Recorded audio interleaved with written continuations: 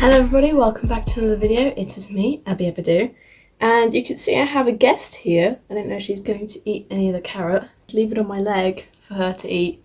Oh, hello again. Oh, hi. You decided to join me. Oh, there you go.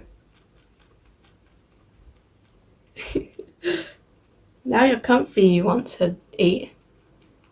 But yeah, I was going to do this video anyway. We're going to be talking about how to tame guinea pigs. As you can see, a very tamed Lizzie is sat on my lap, but she got a little scratched up by the other pigs because I think they're all deciding who's going to be the next leader because Fudge is really old and it's between her and Maggie. And yeah, they're a bit nippy at each other at the moment, so she got a little scratched, and as I went in to check it, I was like, why not just bring her in to let her join the video? So I'm going to start with my first point, which is guinea pigs are prey animals, and it could take up to a year or even longer to tame one, and it's literally just up to how the guinea pig is. It took Lizzie about a year, a little bit less. I've had her the second she was born, so it didn't take too long. I'm sorry, I'm holding it too tight. It didn't take too long for her to get tamed, but I just want to mention that you shouldn't forcefully handle your guinea pig. Sorry, I'm too distracted. It's so cute, look at her little face. You have orange chops after this.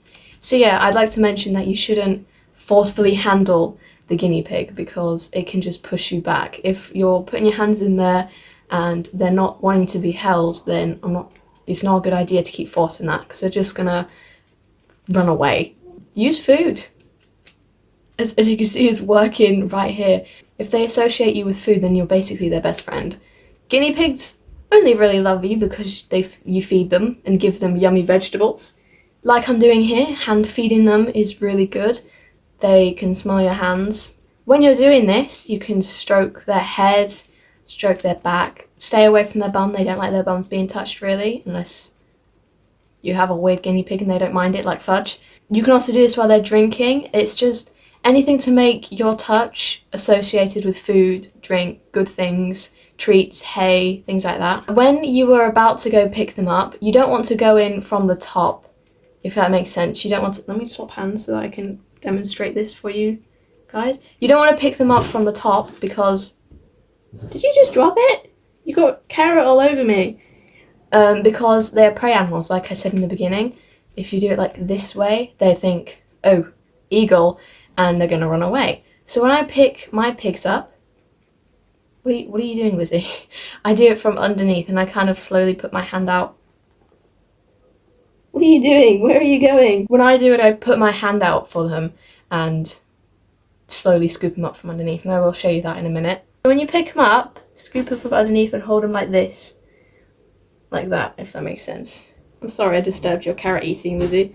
And you want to support their bum while you're doing that. You don't want to be like letting them dangle. I sometimes use a hood of my jumper. I did do this in a video with Fudge actually. I'll just play the clip. But I put them in it. I wear it back to front and put them like on my chest. And it kind of like hides them. And they like to be hidden. They like to be in the dark and stuff. And it makes them feel safe.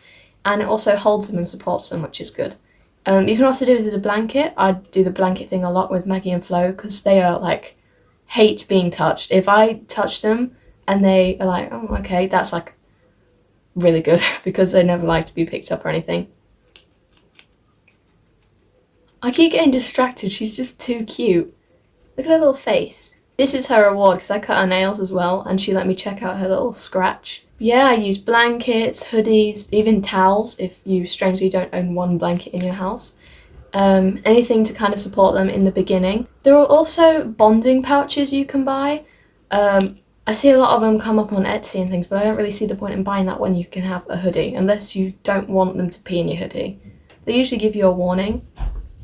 For me, my pigs just chew on my clothes when they're about to pee and I like run to their cage and just put them back. Yeah, you want to be holding them on their terms. If you're sticking your hands in and trying to scoop them up and you're hand feeding them or whatever, they're not going near you, just leave them because you're only going to push back the progress that you made in the past. Fudge will happily be pet and stroked but not want to be picked up, or some days she will want a hug, some days she just won't want to interact with me at all, and that's the same with all guinea pigs really. Also, housing could play a part in how they are going to be bonded to you. Guinea pigs obviously house in your room inside where loads of house noises going on. They're going to be more tame quicker because they're around that all the time. But outdoor housing can...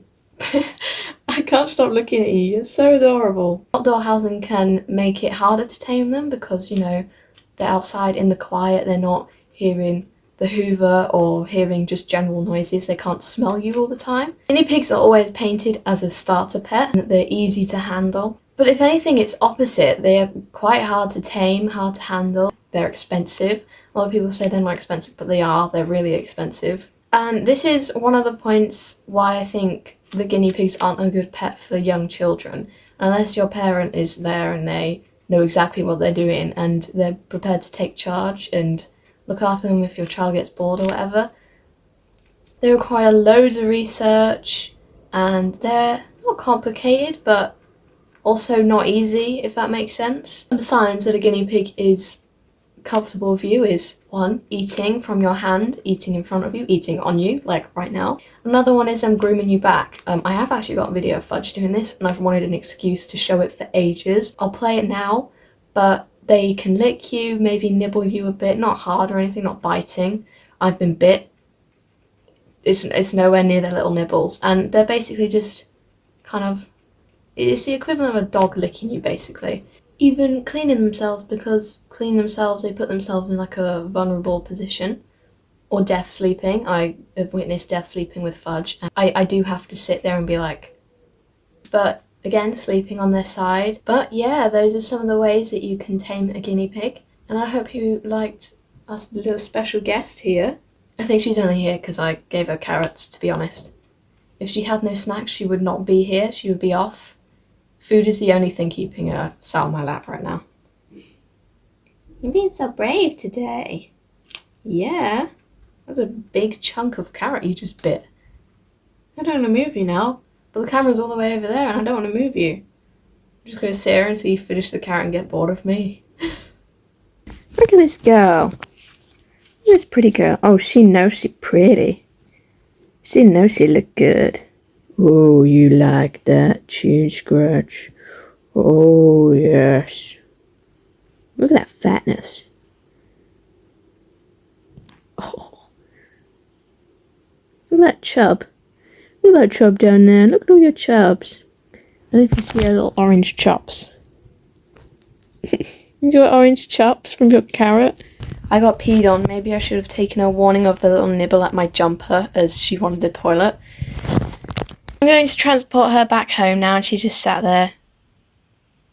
Yeah, that's right. I'm talking about you, Lizzie. I'm talking about you.